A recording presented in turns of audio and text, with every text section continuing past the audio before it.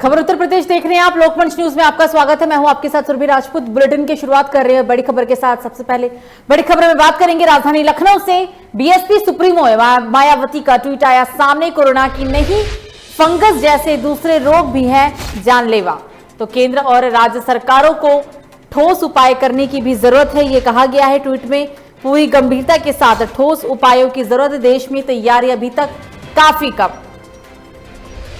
Baspa supremo ने tweet किया है। बीएसपी सुप्रीमो मायावती का ट्वीट आया सामने। कोरोना की नहीं, फंगस जैसे दूसरे रोग भी जानलेवा है। कोरोना ही नहीं बल्कि दूसरे रोग भी जानलेवा उन्होंने बताया। केंद्र और राज्य सरकारों को ठोस उपाय करने की उन्होंने जरूरत बताई।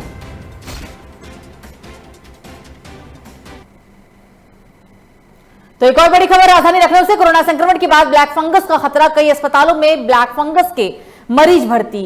केजीएमयू, आरएमएल और पीजीआई में ब्लैक फंगस के मरीज भर्ती हुए हैं। इंजेक्शन के लिए दर दर भटक रहे हैं तीमारदार।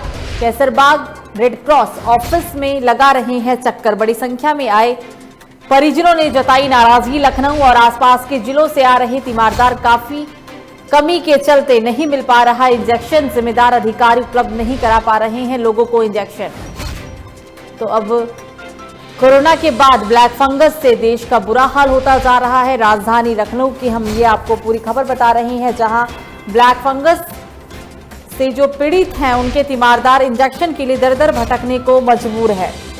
और इस खबर पर ज्यादा जानकारी के लिए हमारे साथ फोन लाइन पे हमारे ब्यूरो चीफ आसिफ जुड़ गए हैं। आसिफ, ज्यादा जानकारी बताएं आप। कोरोना के बाद एक बार फिर से एक और महामारी यानी ब्लैक फंगस और राजधानी लखनऊ के अंदर ब्लैक फंगस से बुरा हाल लोगों का। आसिफ, क्या आप हमें सुन पा रहे हैं? आसिफ, क्या आपको मेरी आवाज आ रही है? किसी तकनीकी समस्या के कारण उन तक हमारी आवाज नहीं पहुंच पा रही है। पूरा मामला हम आपको ये यूपी के लखनऊ का बता रहे हैं, जहां लखनऊ में अब ब्लैक फंगस के जो मामले हैं वो लगातार बढ़ते जा रहे हैं। और एक बार फिर से हम अपने ब्यूरो चीफ से संपर्क साधने की कोशिश करते हैं। आसिफ, आवाज आ रही है आपको मेरी? आसिफ, क्या आप हमें सुन पा रहे हैं? आसिफ, क्या आप हमें सुन पा रहे हैं? आपको आवाज आ रही है मेरी?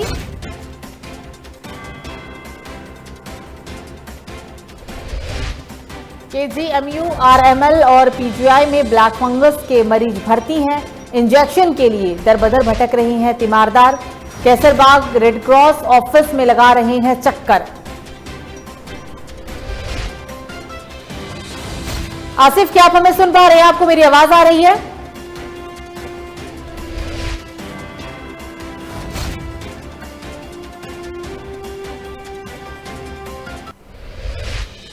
तो किसी तकनीकी समस्या के कारण ब्यूरो चीफ से हमारा संपर्क नहीं हो पा रहा है। राजधानी लखनऊ में ब्लैक फंगस के मामले बढ़े हैं और ब्लैक फंगस की वजह से राजधानी लखनऊ के लोगों का बुरा हाल होता जा रहा है। हैरानी की बात यह है कि ब्लैक फंगस से भी अब लोगों की जो मरने वालों की संख्या है राजधानी लखनऊ में बढ़ी है। एक बार फिर से आसिफ से संपर्क साधने की कोशिश करते हैं। आसिफ, क्या आप मुझे सुन पा रहे हैं? आपको मेरी आवाज आ रही है?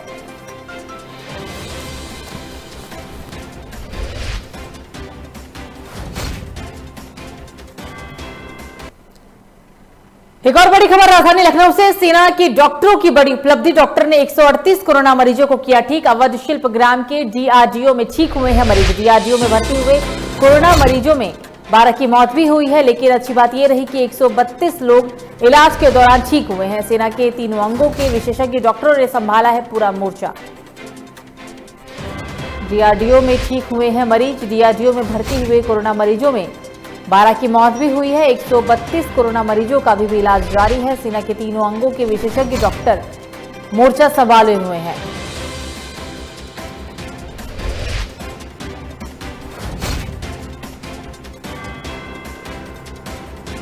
तो लखनऊ के अंदर सेना के डॉक्टरों की यहां बड़ी उपलब्धि देखने को मिली। बता दें आपको कि डॉक्टरों ने 138 कोरोना मरीजों को ठीक किया। और इस खबर पर ज्यादा जानकारी के लिए हमारे साथ हमारे ब्यूरो चीफ आसिफ जुड़ गए हैं। आसिफ, डीआरडीओ की बड़ी उपलब्धि देखी जा रही है क्योंकि सेना के डॉक्टरों ने यहां पर 138 कोरोना मरीजों को स्वस्थ किया है। 12 की मौत भी हुई है, लेकिन 132 लोगों का भी इलाज जारी है। ज्यादा अपडेट बताया आसिफ। जी बिल्कुल, डीआरडीओ में लगातार जो है, जो वहाँ के स्टाफ है, कर्मचारी हैं, लगातार जो है मरीजों के इलाज में लगे हुए हैं और इसके लिए जो है पूरी तैयारी भी कर ली गई है। डीआरडीओ में लगातार जो है ऑक्सीजन, बेड और दवाओं की उपलब्धता भी है, जिसके चलते जो है वहाँ मरीजों की ठीक होने का आंकड़ा लगातार बढ़ रहा है और कोरोना मरीज जो है लगातार ठीक हो रहे हैं। हालांकि मौत भी 12 लोगों की हो चुकी है, लेकिन जो है ज्यादातर लोग स्वस्थ होकर अपने घर जा रहे हैं और यहाँ पर जो है 132 कोरोना मरीजों का अब भी इलाज चल रहा है। और यहाँ पर सबसे बड़ी बात यह है कि तीनों अंगों के विशेषज्ञ डॉक्टरों ने यहाँ मोर्चा संभाल रखा है, जिससे जो है जो मरीज हैं वह जो है जल्द से जल्द स्वस्थ हो सके और किसी भी प्रकार की जो है असुविधा न झेलनी पड़े। और सेना के डॉक्टरों की यह जो उपलब्धि है लोगों में सराहनीय बनी हुई है और इससे जो है डॉक्टरों के प्रति लोगों का भरोसा भी बढ़ा जी। शुक्रिया। बिल्कुल आसिफ, तमाम जानकारी के लिए आपका शुक्रिया। ये थे हमारे साथ हमारे ब्यूरो चीफ आसिफ बेग।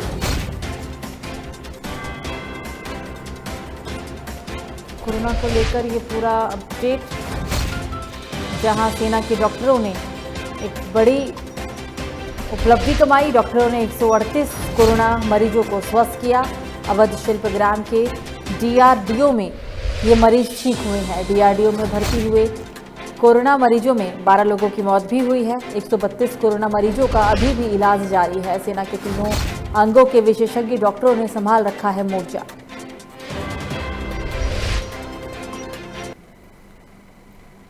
तो लखनऊ में कोरोना प्रोटोकॉल का खुलेआम उल्लंघन करते हुए लोग नजर आ रहे हैं।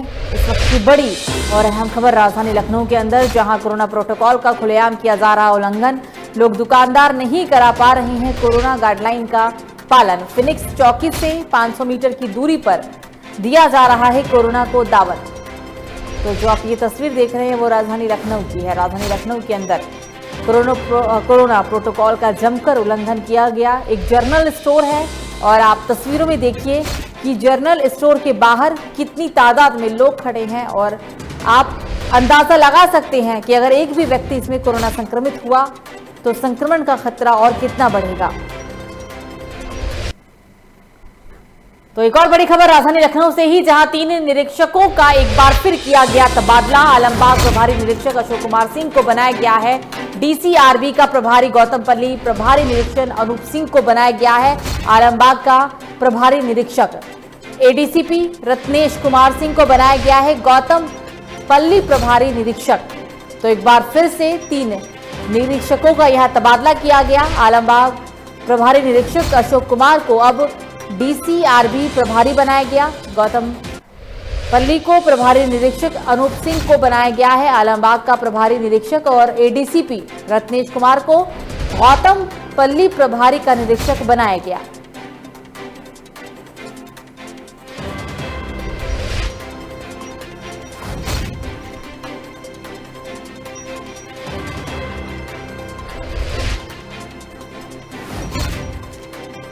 अशोक कुमार सिंह को डीसीआरबी का प्रभारी निरीक्षक बनाया गया है।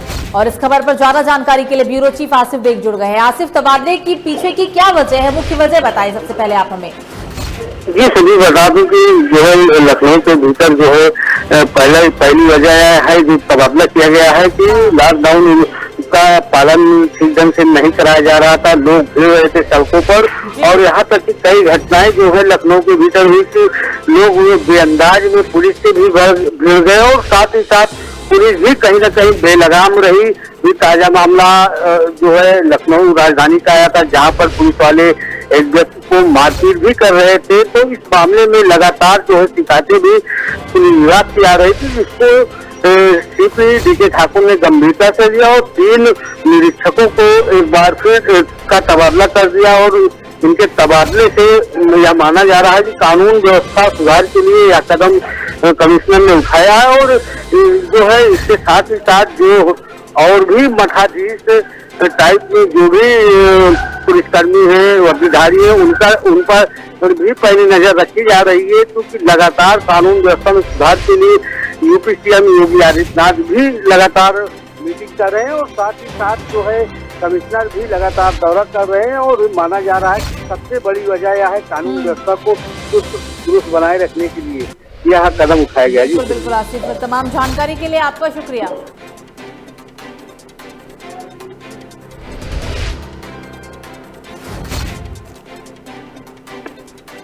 आलमबाग प्रभारी निरीक्षक अशोक कुमार सिंह को बनाया गया है। 3 निरीक्षक का तबादला किया गया। एडीसीपी रत्नेश कुमार सिंह को गौतम पल्ली प्रभारी निरीक्षक बनाया गया।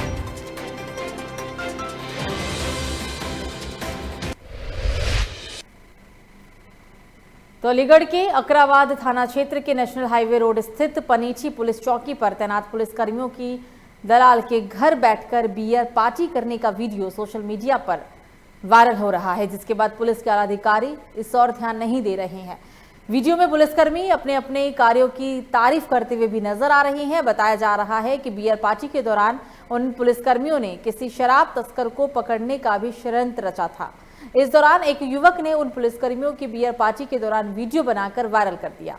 पूर्व में भी पनीठी चौकी अवैध उगाही में काफी चर्चित भी रह चुके हैं, जिसकी कई वीडियो पहले भी वायरल हो चुकी है। पुलिस के अधिकारी इस और फिलहाल कुछ भी ध्यान देते हुए नहीं नजर आ रहे।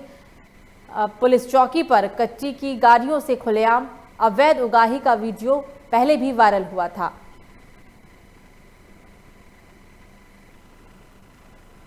तो ये वीडियो यूपी के अलीगढ़ का बियर पार्टी कर रहे हैं पुलिसकर्मी। आप तस्वीरों में देखिए कि वहां पे किसी मौजूद शख्स ने इन सभी पुलिसकर्मियों का वीडियो बना के सोशल मीडिया पर वायरल हो गया। लेकिन हैरानी तो तब है कि जब वीडियो वायरल होने के बाद भी वीडियो वायरल होने के बाद भी पुलिस के द्वारा कोई भी कार्रवाई नहीं की गई।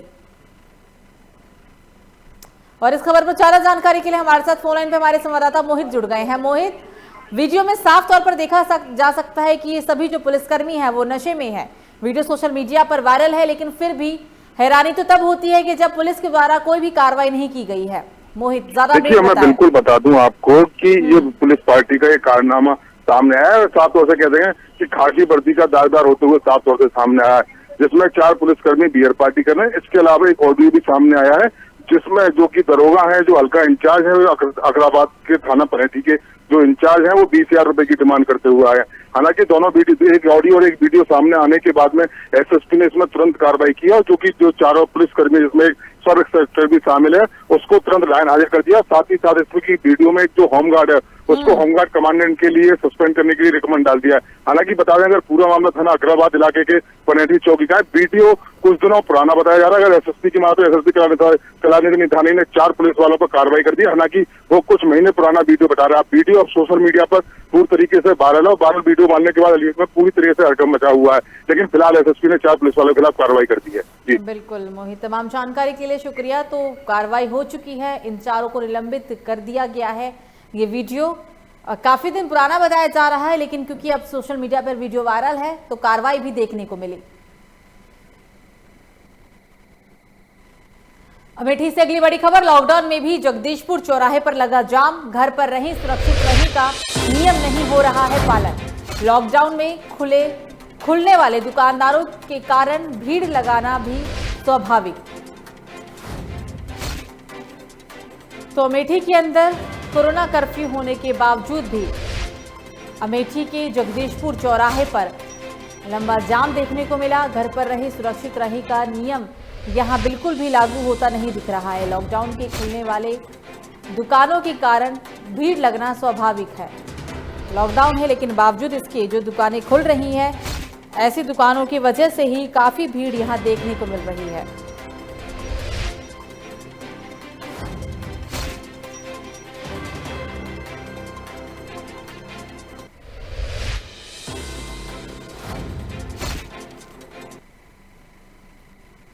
तो गांव में फैल रही कोरोना के दहशत के माहौल को देखते हुए रेडकेहड़ी गांव का लोकमंच टीम ने रियलिटी चेक किया है। रियलिटी चेक में प्रशासनिक दावों की पोल भी खुली है।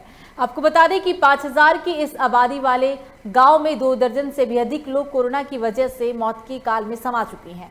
स्वास्थ्य विभाग की टीम कागजों में ही खानापूर्ति कर रहा है और महीने भर का समय बीत जाने के बावजूद भी अभी तक किसी को भी कोरोना वायरस की रिपोर्ट नहीं मिली है। बताया जा रहा है कि अभी भी 2 दर्जन से अधिक लोग यहां कोरोना संक्रमित हैं और सभी लोग ये राम भरोसे हैं। कोरोना की लहर की दूसरी कड़ी में लगातार मौत का आंकड़ा बढ़ रहा है। यूपी में मौत के आंकड़े लगातार बढ़ते ही जा रहे हैं। शमशान में जहां 100 के जलने का सिलसिला बढ़ा है, वहीं कब्रिस्तान में भी लाशों की दफन होने का भी सिलसिला चल रहा है। हम मौजूद हैं रंकीडी गांव में, जहां बात करते हैं कि क्या यहाँ का आंकड़ा रहा मौत का। मौत का आंकड़ा बहुत ज़्यादा रहा यहाँ। दहशत का माहौल था। सुबह जो है मिट्टी होती थी, शाम को हम लोग मिट्टी दूसरी तैयारी करते थे। इस तरीके का यहाँ माहौल था। स्वास्थ्य विभाग का रवैया क्या रहा? यहाँ गांव में आई थी टीम आई थी, फॉर्मेलिटी पूरी की है, छिड़काव किया गांव में बीच बीच में, और जो पूर्वे थे उसको छोड़ दिया, और जो है सैंपल ले गए थे 100 लोगों का लगभग। आज तक उसकी कोई रिपोर्ट नहीं आई, कौन निगेटिव है कौन पॉजिटिव है। और वही शुरुआत में आए यहाँ, लॉलीपॉप दिए चले गए।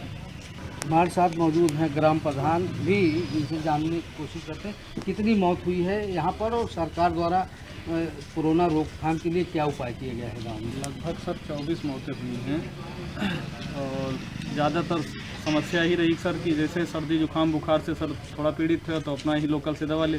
उसके बाद जब थोड़ा सीरियस हुए तो वहाँ जाते जाते पता चला, वहाँ अस्पताल पहुँचे, वहाँ ऑक्सीजन की कमी थी, वहाँ डॉक्टर भी नहीं मिल पा रहे थे। उस सिचुएशन में पता चला आदमी खत्म हो जाता है। यही दिक्कत थी। हम सर यही चाह रहे हैं, फिर भी एक बार हम स्वास्थ्य विभाग से या जो भी हो सर यही चाहते हैं कि एक बार जो भी इस तरह से अभी भी पीड़ित हैं उनकी जांच हो जाए, और जांच में अगर पॉजिटिव आते हैं तो उसी तरीके से जो भी दवा या जो भी इलाज हो चालू हो, और उनको जो भी एहतियात हो वो सब अपना बरतें सर, यही चाहते हैं। जी बिल्कुल, यूपी सीएम योगी आदित्यनाथ ने भले ही निर्देश दिए हैं अधिकारियों को कि वह कोरोना संक्रमित गांव पहुंचकर लोगों का इलाज करें, जिससे इस कोरोना महामारी को रोका जा सके। लेकिन 5000 आबादी वाले इस गांव में करीब 24 लोगों की मौत हो गई। मौत के बाद भी स्वास्थ्य महकमा नहीं चेता, स्वास्थ्य विभाग कोई ध्यान नहीं दे रहा है। इसका क्या अंजाम इन ग्रामीणों को भुगतना पड़ेगा। आसिफ बेग, लोकमंच न्यूज। तो लखनऊ से इस बीच एक बड़ी खबर सामने आ रही है। बेसिक शिक्षा मंत्री सतीश द्विवेदी पर गंभीर आरोप। अपने भाई को गरीब स्वर्ण कोटे से दिलाई नौकरी। मंत्री के भाई को मिली असिस्टेंट प्रोफेसर की नौकरी। मंत्री सतीश द्विवेदी के भाई हैं अरुण द्विवेदी। सिद्धार्थनगर विवि में असिस्टेंट प्रोफेसर की मिली थी उन्हें नौकरी। और इस खबर पर ज्यादा जानकारी के लिए हमारे साथ फोन लाइन पे हमारे संवाददाता जुड़ गए हैं आसिफ बेग। आसिफ, गंभीर आरोप लगा है बेसिक शिक्षा मंत्री सतीश द्विवेदी पर। आरोप है कि उन्होंने अपने भाई को स्वर्ण कोटे से नौकरी दिलाई है। ज्यादा अपडेट बताएं आसिफ।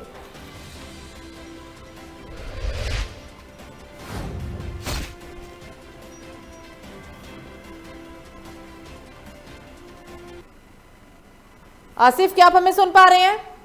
जी सुनवी जी आसिफ, बताएं।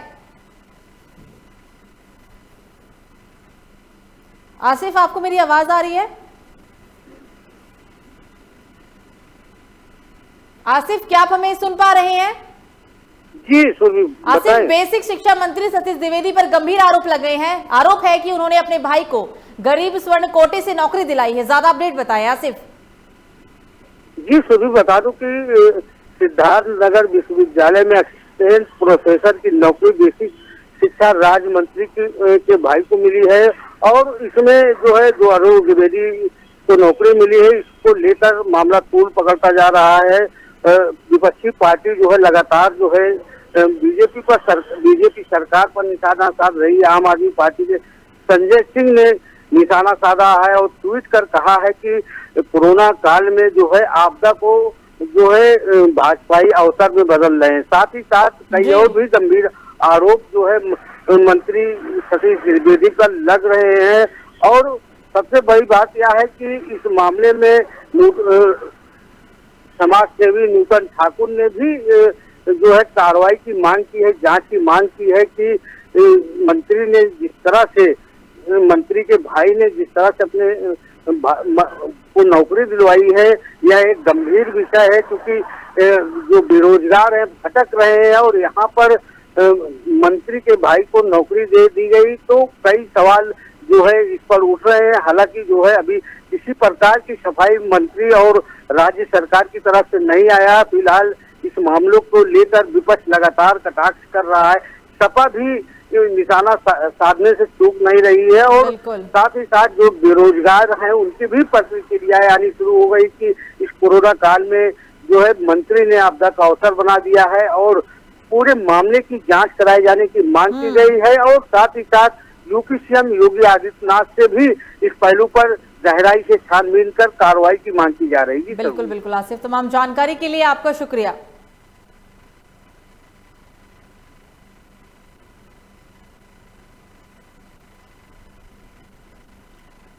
तो लखनऊ के जिलाधिकारी अभिषेक प्रकाश अचानक फील्ड पर पहुंचे और कैंट व हेवलॉक रोड स्थित राशन की दुकानों का उन्होंने औचक निरीक्षण भी किया। इस दौरान जिलाधिकारी ने कहा कि पूरी पारदर्शिता के साथ पात्रों को राशन दिया जाए और लोगों से फोन पर बात करके उन्होंने राशन वितरण का रियलिटी चेक किया है और वेगिंग मशीन पर भी राशन की तौल पर निगरानी रखी है। और इस खबर पर ज्यादा जानकारी के लिए हमारे साथ एक बार फिर से हमारे ब्यूरो चीफ आसिफ बेग जुड़ गए हैं। आसिफ, जिलाधिकारी अचानक फील्ड पर पहुंचे अभिषेक प्रकाश और औचक निरीक्षण किया गया है दुकानदारों को लेकर, ये कहीं ना कहीं कार्रवाई भी कह सकते हैं आप, क्या कुछ ज्यादा अपडेट है आपके पास इसको लेकर? आसिफ, क्या आप हमें सुन पा रहे हैं?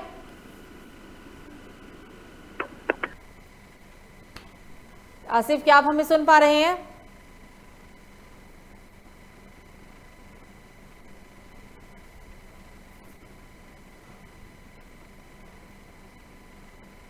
तो लखनऊ की जिलाधिकारी अभिषेक प्रकाश फील्ड पर पहुंचे हैं। कैंट व हेवलॉक रोड स्थित राशन की दुकानों का उन्होंने निरीक्षण किया है।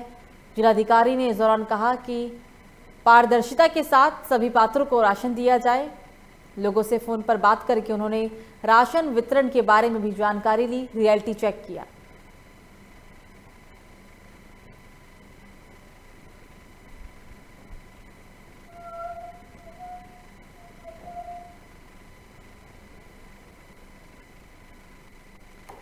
तो अगली खबर अयोध्या से, जहां एक ही परिवार के 5 लोगों की निर्मम हत्या कर दी गई, जिसमें 3 बच्चे और पति पत्नी शामिल हैं। तीनों बच्चों की उम्र 10 साल के नीचे है। बताया जा रहा है कि प्रॉपर्टी विवाद को लेकर हत्या की आशंका है, जिसके बाद आईजी डॉक्टर संजीव गुप्ता ने घटनास्थल का जायजा लिया और आरोपी को जल्द गिरफ्तार करने के भी निर्देश दिए हैं। तो अयोध्या से ये बड़ी खबर बता दें आपको, जहां एक ही परिवार के 5 लोगों की धारदार हथियार से हत्या कर दी गई और हत्या करने के बाद हत्यारे फरार हो गए। पति पत्नी और 3 बच्चे इसमें शामिल हैं। तीनों बच्चों की उम्र 10 साल के नीचे बताई जा रही है। हालांकि घटना की जानकारी मिलते ही मौके पर पहुंची पुलिस ने शव को कब्जे में लेते हुए पोस्टमार्टम के लिए भेज दिया और साथ ही इस पूरे हत्याकांड में ये भी बात निकलकर सामने आई है कि प्रॉपर्टी विवाद को लेकर शायद हत्या की गई हो। हालांकि अभी तक इस बात की पुष्टि नहीं हुई है। और इस खबर पर ज्यादा जानकारी के लिए हमारे साथ फोन लाइन पे हमारे संवाददाता विनय मिश्रा जुड़ गए हैं। विनय, अयोध्या से ये हत्याकांड का पूरा मामला, इसके पीछे की वजह शायद हो सकता है कि प्रॉपर्टी विवाद हो, क्या ज्यादा जानकारी है आपके पास विनय?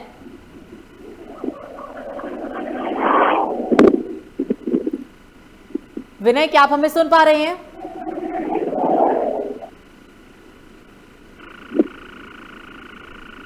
विनय, क्या आपको मेरी आवाज आ रही है? जी, आपको बताना चाहूंगा कि अयोध्या जनपद में जो है ये जो नरसंहार हुआ है 5 लोगों की, ये रिश्तों को तार तार करने वाली ये घटना हुई है, जिसमें सगे भांजे ने जो है अपने मामा मामी और 3 बच्चों की जो है निर्वंशक हत्या कर दी है। और सूचना मिलते ही मौके पे एसएसपी जो है मौका मुआयना करने के लिए पहुंच जाते हैं। एडीजी जोन भी वहाँ पहुंचते हैं, डीएम भी पहुंचते हैं और इसके लिए जो आरोपी है उसकी गिरफ्तारी के लिए जो है 5 टीमें बना दी गई हैं, जो गिरफ्तारी के लिए उसका प्रयास हो रहा है। और सूत्रों द्वारा पता चला कि जो मुख्य आरोपी उनका भांजा वो दिल्ली में है, तो उसकी गिरफ्तारी के लिए जो टीम यहाँ से दिल्ली के लिए रवाना हो चुकी है। और जो आरोपी के माँ और पिता थे उनको जो है पुलिस ने गिरफ्तार करके पूछताछ करने में जुटी है। तो पुलिस की पूछताछ में पता चला कि यह है कि वो जमीनी विवाद था और प्रॉपर्टी के लालच में जो है उसने अपने मामा मामी की हत्या कर दी है। और ग्रामीणों का कहना है कि वो अपने यहाँ पे ननिहाल में ही रहता था काफी दिनों से। तो हत्या करने के बाद क्या इसका मुख्य आरोपी दिल्ली फरार हो गया था या फिर उसने दिल्ली में बैठे हुए इस पूरे कांड की साजिश रची थी? नहीं, वो यहाँ से हत्या करने के बाद जो है दिल्ली चला है, क्योंकि इससे पहले जो है वहाँ पे दिल्ली में काम धाम करता था, लेकिन कोरोना काल के कारण जो है लॉकडाउन था, जिसके कारण वो आया हुआ था। और यहाँ पे जो है प्रॉपर्टी के लालच में हत्या करके जो है जो पता चला है पुलिस को कि वो दिल्ली में ही है, तो उसकी गिरफ्तारी के लिए जो टीम बना करके जो दिल्ली के लिए यहाँ से रवाना होती है। बिल्कुल विनय, हो सकता है कि आज उसको गिरफ्तारी भी कर ले। बिल्कुल विनय, तमाम जानकारी के लिए आपका शुक्रिया। तो एक भांजे ने ही अपने मामा मामी और उनके 3 मासूम बच्चे की धारदार हथियार से हत्या कर दी और इस पूरे घटनाक्रम को अंजाम देकर आरोपी दिल्ली फरार हो गया। आज रात थाना इनायत नगर क्षेत्र के बरिया निसारू गांव में श्री राकेश जी, उनकी पत्नी और उनके 3 बच्चों की हत्या हुई है। हत्या इनके साथ ही रहने वाले इनके भांजे के द्वारा की जानी बताई जा रही है, जो अभी फरार है। हत्या के पीछे के मोटिव के बारे में पता किया जा रहा है। तो ननिहाल की संपत्ति को लेके जो मनमुटाव है वो इसके पीछे का कारण बताया जा रहा है।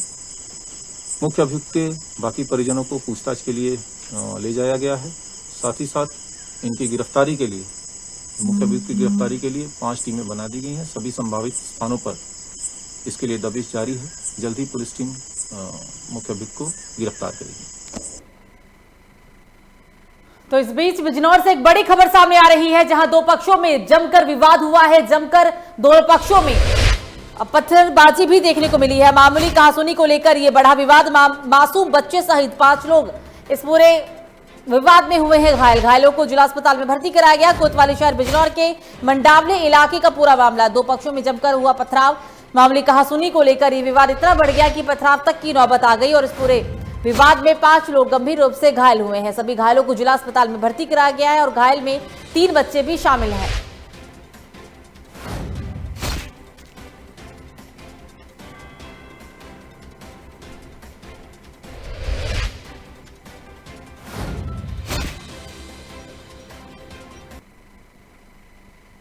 तो यूपी के महाराजगंज जेल न जाने की गुहार लगाने कई लोगों को देखा जा सकता है, लेकिन महाराजगंज जिला जेल में 2 सजायाफ्ता कैदियों ने पैरोल पर मिली रिहाई को लेने से इनकार कर दिया। आपको बता दें कि पैरोल मिलने के बाद दोनों कैदियों ने जेलर को पत्र लिखकर आर्थिक तंगी और कोरोना संक्रमण का हवाला देकर जेल में ही रहने की गुहार लगाई है। दोनों पिछले वर्ष भी पैरोल पर रिहा हुए थे। बताया जा रहा है कि तब तक कोई काम ना मिलने के कारण वो फाके करने पड़ रहे थे। फिलहाल जेलर ने दोनों का रिहाई पर रोक लगा दी।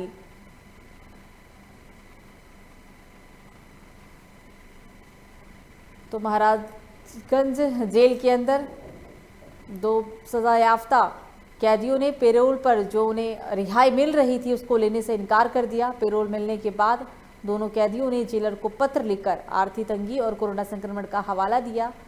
उनका कहना है कि वो भी जेल से बाहर नहीं आना चाहते, जेल में ही रहने की उन्होंने गुहार लगाई। दोनों पिछले साल भी पैरोल पर रिहा हुए थे। फिलहाल जेलर ने दोनों की रिहाई पर रोक लगा दी है। कोरोना संक्रमण और आर्थिक तंगी का हवाला देते हुए दोनों सजायाफ्ता कैदियों ने जेल से ना जाने की बात कही। और इस खबर पर ज्यादा जानकारी के लिए हमारे साथ फोन लाइन पर हमारे संवाददाता ब्रिज किशोर जुड़ गए हैं। ब्रिज, दोनों ही कैदियों ने हवाला दिया है कि कोरोना संक्रमण की बढ़ती रफ्तार है और इस पर से आर्थिक तंगी, और क्या ज्यादा जानकारी आपके पास इस खबर को लेकर? ब्रिज किशोर जी। जी मैम बता दें, महाराजगंज जिला कारागार में 2 कैदियों का सजाए पे पैरोल पे रिहा हुए थे, लेकिन वो लोग घर जाने के लिए नहीं कभी हुए, क्योंकि कोरोना संक्रमण को देखते हुए पैरोल पे छुट्टी न लेने के कारण जेल में ही रहने के लिए प्रार्थना पत्र जेलर को दिए। बिल्कुल ब्रिज किशोर जी, तमाम जानकारी के लिए आपका शुक्रिया।